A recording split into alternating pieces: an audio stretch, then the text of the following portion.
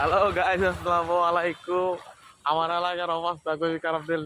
রাস্তা দুই জায়গায় জায়গা কি বৃষ্টিটা হয়েছে, প্রচুর পানি।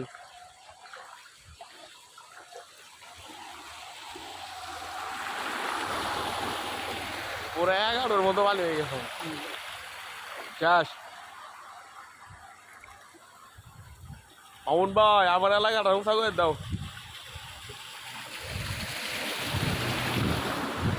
বিএনপির সাবেক চেয়ারম্যানের বাড়ির সামনে 11 পানি। দেখেন, এটা হলো স্মরণের বাড়ি, পুরাটা পানি হয়ে গেছে 11।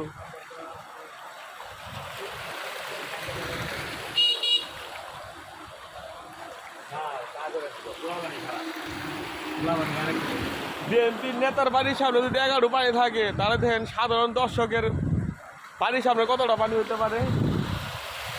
এটা হলো বিএনপির নেতা করে বাড়ি। পানি যেতে হয়, বাড়ির সামনে পানি, রান্না বান্না করতে সমস্যা হইতেছে। যাক, ভিডিওটা এই বন্ধ করলাম, দেখবেন।